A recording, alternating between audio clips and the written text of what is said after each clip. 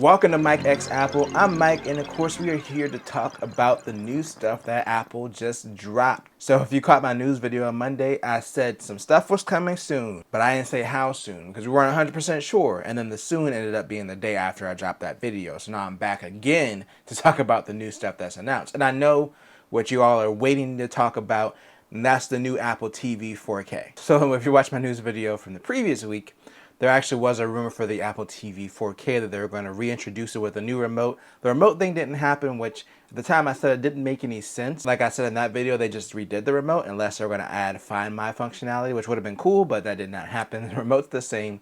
So basically what we got is a spec bump to the A15 Bionic. They're saying it's supposed to be 50% faster.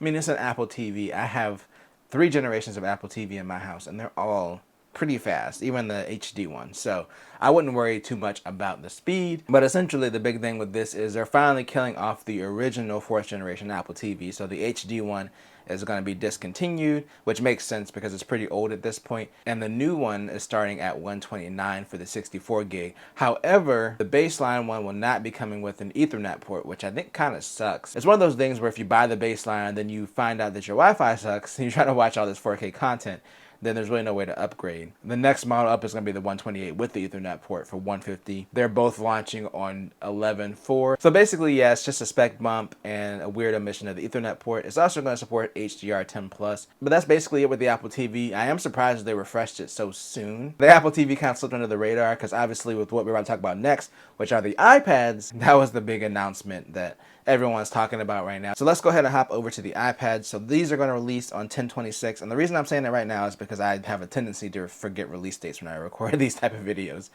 So we got 2 new iPads. We got the baseline refresh and we got the iPad Pro. And I want to apologize because I forgot to even mention in the video on Monday when I talked about the iPad rumor that the regular iPad was going to be refreshed. And I'll admit it was kind of on purpose because I looked at the rumors and I just saw like, oh, the regular iPad's supposed to get an A14 Bionic. Not thinking that there would be a big change this year with the iPad. But I do remember saying last year that this is probably going to be one of the last years they can get away with this old design. It's just old and crusty. Like, it needed to go. Finally got the new design for the base model iPad. And of course, this is the most interesting thing from the entire release of products yesterday. It's the baseline iPad. So it is going to have the A14 Bionic, which is fine because it's the entry-level iPad. We see that new redesign that's akin to something like this, the iPad Pro redesign from 2018. And they did make a few tweaks. They moved the camera up here so that way it's just a more natural place for the camera to be. I think originally when they had the home button on the front, then yeah, it might have been more natural to use a tablet like this and have the camera on top, but I think this is the preferred way to use the tablet now. So maybe eventually on the iPad Pro and the iPad Air, they might move it. I could see it moving on the Air first. I think with the Pro, because it has the Face ID module, it might be a little bit more complicated. And speaking of that, of course, we don't have Face ID on the baseline iPad. Just like the iPad Air, we have Touch ID on the sleep button instead of Face ID, which the iPad Air didn't get updated. I'm going to talk about that a little bit later. Of course, we got 4 colors, blue, pink, silver, and yellow. Personally, I'd be getting the blue because I just always love the blue colors. They also created a new folio case for this, which is actually different from the one for the iPad Air and the iPad Pro. This case is close to the folio with the trackpad where you have the back part that folds out versus the hover style case that the Pro uses. And it's also going to have function keys, which the iPad Pro case does not have. So I wonder if they're going to bring this to the iPad Pro, like a redesigned case or a bigger version of the folio case with the function keys. That would be a welcome change, just to have those shortcuts. The other changes, they're bringing Wi-Fi 6 to the Wi-Fi model, and obviously the Wi-Fi and cellular model, and then 5G to the cellular model as well. So faster connectivity. Now all of this sounds good, so let's talk about the bad. Of course, the bad is going to be the price. It's a big price increase. So as someone who just recently bought an iPad last year for my mother-in-law because she had our old 2nd generation 9.7-inch iPad Pro and it exploded. Well, it didn't completely explode, but the battery expanded, so we had to buy a new iPad. My thing was just go with the baseline iPad because it's so cheap. It's not cheap, but it's $329. That's pretty affordable. A lot of times it'd be on sale for $300. This is jumping up to $449 for the 64 gig. So that's over $100 price increase. At first I thought it was kind of weird with Apple always positioning this as like the cheap iPad and the one for education. And then I was like, of course they're just going to keep selling the last gen iPad for $329. And then this is essentially going to be a step up model, which is basically what they're doing. I don't like the big price jump, but I do like the redesign. They also got USB-C, so they're kind of bringing that across the whole iPad line except for the old one. So now we're at the cutoff for Lightning with the iPads. This was the last iPad that was a holdout. The other thing that's weird about this iPad is the pencil support. So I had to do a double take when I watched this because I was assuming when they were showing the pencil stuff they were using the new one.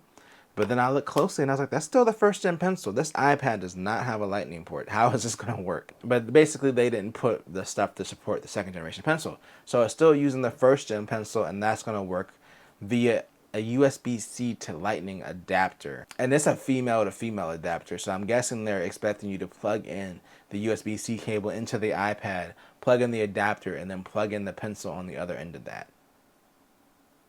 Who thought this was a good idea? Why was this the compromise? To be like, you know what? The cheap iPad is still going to have the cheap Apple Pencil. If they want the better Apple Pencil, they can get a Mini, they can get an Air, they could do something else. That part of it really didn't make any sense to me, but I guess that's just where we're at now. So the cheap iPad still gets the old pencil. I don't even know why that thing's still around. It was such an awful design to begin with. I've had it since it pretty much came out.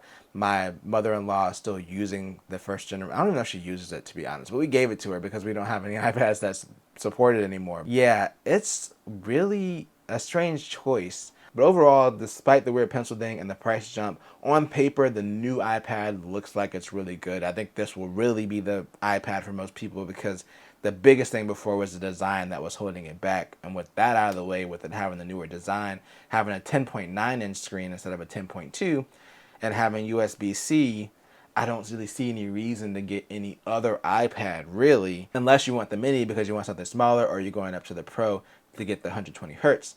Speaking of the Pro, let's talk about the few updates. As I mentioned in my Monday video, the rumors were there weren't going to be that many updates.